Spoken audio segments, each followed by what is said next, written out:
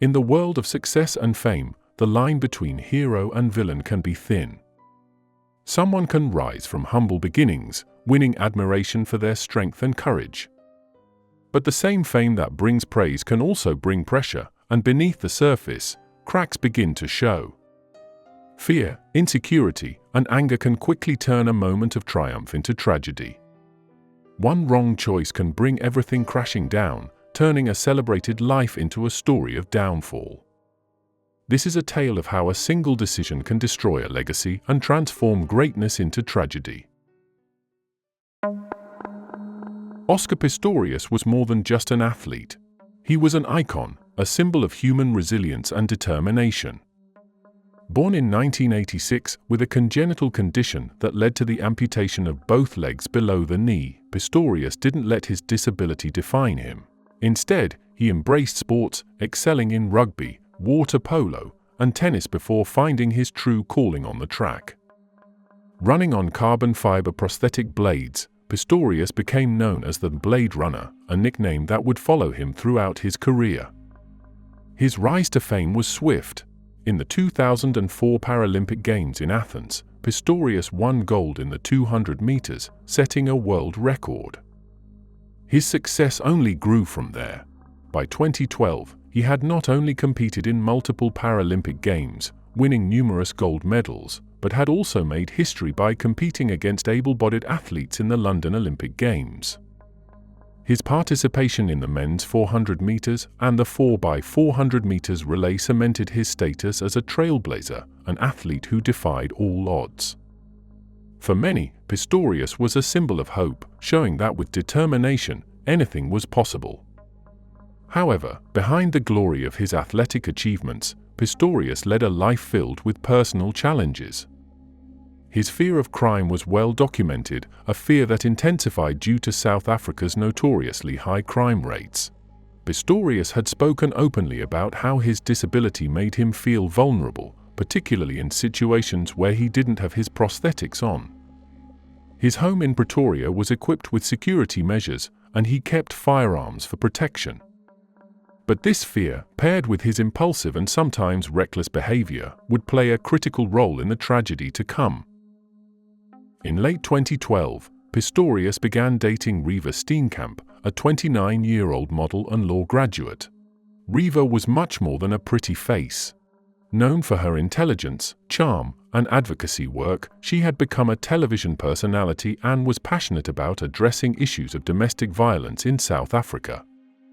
The couple seemed to be a perfect match, frequently photographed together, their smiles masking the tension that simmered beneath the surface. Although Pistorius and Reeva appeared to be in love, their relationship had its challenges. Text messages between them, later revealed during Pistorius' trial, showed moments of tenderness but also conflict. In one message, Reeva expressed her fear of Pistorius' temper, saying, "I'm scared of you sometimes, of how you snap at me." This unearthed a darker side to their relationship, suggesting that behind closed doors, their love was fraught with insecurity and volatility. Then came the night of February 13, 2013, the last night of Reeva Steenkamp's life. The couple had spent the evening together at Pistorius' home in Silver Woods, an upscale, secure estate in Pretoria. By all accounts, it was an ordinary night. They had planned to spend Valentine's Day together the next morning. But just hours before that day of love would begin, everything changed. At around 3 a.m., Pistorius woke up. He later testified that he heard a noise coming from the bathroom. In a state of panic, his mind immediately went to one possibility: an intruder. This fear, deeply ingrained due to his long-standing anxiety about crime, triggered his actions. Pistorius, who had not put on his prosthetic legs, felt vulnerable without them, especially in the dark. He reached for his 9mm Taurus pistol under the bed and moved toward the bathroom. What Pistorius did not know, or claim not to know, was that Reeva had gotten out of bed and gone into the bathroom.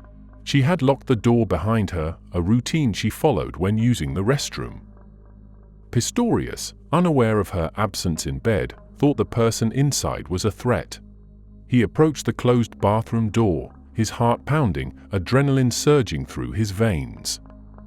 According to his testimony, he shouted a warning, telling the supposed intruder to leave. But he heard no response, only the faint sounds of movement inside. In a split second, without further verification, he made a decision that would haunt him for the rest of his life. He fired 4 shots through the door. The first bullet hit Reeva in the hip, causing her to fall. The second bullet grazed her arm, and the third struck her in the head. She collapsed onto the bathroom floor, her life slipping away. In the aftermath of the shooting, Pistorius realized that Reeva wasn't in bed. Panic set in. He frantically tried to open the bathroom door, but it was locked. Grabbing a cricket bat, he smashed through the door and found Reeva lying on the floor, bleeding profusely. Pistorius attempted to resuscitate her, but it was too late. Reeva was dead. Distraught, Pistorius called emergency services, screaming for help. His sobbing voice can be heard on the call, desperately trying to explain what had happened. When paramedics arrived, there was nothing they could do. Reeva Steenkamp, the woman he loved, was gone. The world woke up on Valentine's Day to the shocking news that Oscar Pistorius had killed his girlfriend.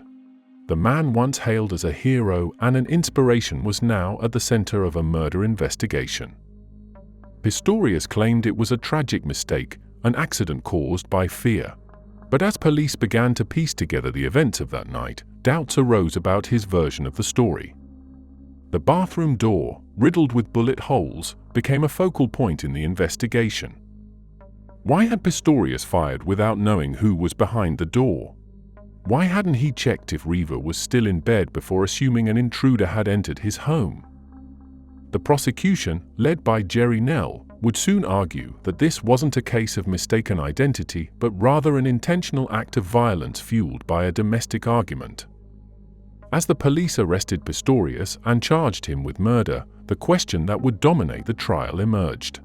Was Reeva's death truly a tragic accident, or was there something far more sinister at play? As the trial of Oscar Pistorius began in March 2014, the world watched with bated breath. What had really happened on the night Reeva Steenkamp died? Was it the result of a terrible mistake, as Pistorius claimed, or was it the culmination of a heated argument that led to murder? The prosecution, led by Jerry Nell, wasted no time in laying out their case. Nell argued that Pistorius had intentionally killed Reeva in a fit of rage. According to their version of events, the couple had been arguing that night. Reeva had locked herself in the bathroom to escape Pistorius, and in a moment of anger, he fired through the door, knowing she was behind it. Nell pointed to neighbors who had testified that they heard a woman's screams before the gunshots, which suggested Reeva had been conscious and terrified in the moments leading up to her death. The prosecution built their case around Pistorius' history with firearms and his temper. They highlighted previous incidents where Pistorius had been reckless with guns, such as the time he accidentally fired a shot in a crowded restaurant, as well as another incident where he allegedly threatened someone with a firearm. These moments, they argued, revealed Pistorius as a man prone to impulsive, dangerous behavior. But perhaps the most damning piece of evidence came from Reeva herself. Text messages between Reeva and Pistorius, retrieved from their phones, showed that their relationship was not as perfect as it appeared. In one message, Reeva expressed fear about Pistorius' behavior, saying, "I'm scared of you sometimes, of how you snap at me and how you will react to me." The message painted a chilling picture of a woman who felt threatened by the man she was dating, casting doubt on the defense's narrative that they had been a happy couple up until the moment of the shooting. The defense, led by Barry Rue, argued that Pistorius was not a murderer but a man who had acted out of genuine fear for his life. South Africa's high crime rates were well known, and Pistorius had long spoken of his fear of being attacked in his own home. Rue argued that Pistorius' reaction to the noise in the bathroom was one of pure panic, exacerbated by his disability. Without his prosthetic legs, Pistorius felt especially vulnerable and believed he was facing a life-or-death situation. His decision to shoot, they claimed, was an instinctual response, a tragic mistake made in the heat of the moment. Pistorius himself took the stand to explain his actions that night. Throughout his testimony, he was emotional, breaking down in tears multiple times as he described the horror of realizing that he had shot Reeva. "I didn't want to believe it," he said, his voice shaking as he recounted the moment he found her body behind the door. His lawyers focused on his deep remorse, presenting him as a man who loved Reeva and would never have intentionally harmed her. They argued that his fear of crime, his vulnerability without his prosthetics, and the dark of the night had led him to make a tragic error. One of the key pieces of forensic evidence in the case was the bullet trajectories and the position of Reeva's body in the bathroom. The prosecution argued that the pattern of gunshot wounds, one to the hip, one to the arm, and one to the head, suggested that Reeva had been trying to escape when she was shot. They claimed she was standing and moving when the first shot hit her, but by the time the last bullet struck, she was likely sitting on the floor, perhaps trying to protect herself. The defense countered with their own forensic experts, who claimed that the bullet patterns were consistent with Pistorius' version of events. They suggested that Pistorius, in a state of fear, had fired indiscriminately through the door, not aiming for any specific target. According to their analysis, the shots were fired in quick succession, indicating panic rather than premeditation. One of the most tense moments in the trial came when prosecutor Jerry Nell cross-examined Pistorius. Nell, known for his aggressive style, repeatedly pressed Pistorius on why he hadn't checked to see if Reeva was still in bed before assuming there was an intruder. A reasonable person would have looked where Reeva was, looked if she was safe and if she panicked. But you didn't. You just grabbed a gun. Pistorius struggled to provide a clear answer, insisting that he had been too scared to think clearly. Nell's relentless questioning left Pistorius visibly shaken, but his inability to explain why he hadn't verified Reeva's location before firing was a key weakness in his defense. The prosecution also focused on the cricket bat Pistorius used to break down the bathroom door, after realizing he had shot Reeva. Nell suggested that the force with which Pistorius struck the door indicated a level of aggression that was inconsistent with someone acting in a state of panic. The defense countered by arguing that Pistorius had been desperate to reach Reeva and had used the bat out of sheer terror and urgency. As the trial dragged on, public opinion remained divided. Many people still saw Pistorius as a hero who had made a tragic mistake, a man whose disability made him uniquely vulnerable in a country where crime was a constant threat. Others, however, were convinced by the prosecution's argument that Pistorius had acted out of rage, shooting Reeva in a moment of uncontrolled anger. The trial became a battleground for these two competing narratives. Outside the courtroom, Reeva Steenkamp's family maintained a dignified presence. Her mother, June Steenkamp, sat silently through each day of the trial, her grief evident in her eyes. For her, the trial wasn't just about Oscar Pistorius, it was about justice for Reeva, a vibrant, intelligent young woman whose life had been cut short in such a brutal way. Reeva's advocacy for women's rights and her work against domestic violence added a tragic irony to her death. She had been fighting for women's safety, only to lose her own life at the hands of a man she loved. The tension in the courtroom grew as the trial reached its conclusion. Pistorius' emotional testimony and visible remorse had drawn sympathy, but the facts of the case were hard to ignore. A woman was dead, shot 4 times through a closed door, and the man who pulled the trigger was the one who had to be held accountable. As the trial neared its end, the question of Oscar Pistorius' guilt remained central. Was this a tragic accident fueled by fear, or was it an intentional act of violence driven by anger? In September 2014, Judge Thokozile Masipa delivered her verdict. After months of testimony, Masipa ruled that Pistorius had acted negligently but without intent to kill. She found him guilty of culpable homicide, the South African equivalent of manslaughter, rejecting the charge of premeditated murder. The court believed that Pistorius' fear of crime and his sense of vulnerability led to a rash, reckless decision. However, the judge also stated that Pistorius' actions were unreasonable and that he had acted with extreme negligence by firing 4 shots through the door without confirming who was behind it. The culpable homicide conviction carried a lighter sentence than murder. In October 2014, Pistorius was sentenced to 5 years in prison, with the possibility of parole after just 10 months.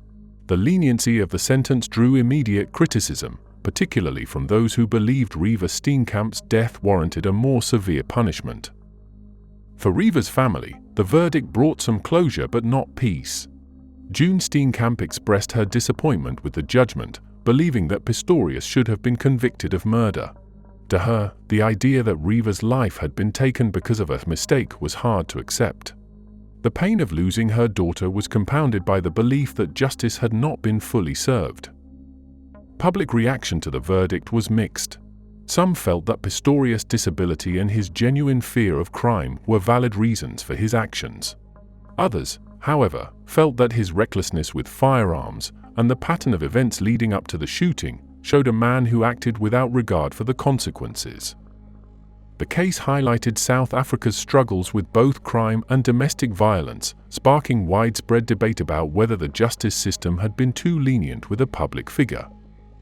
However, the legal battle didn't end there.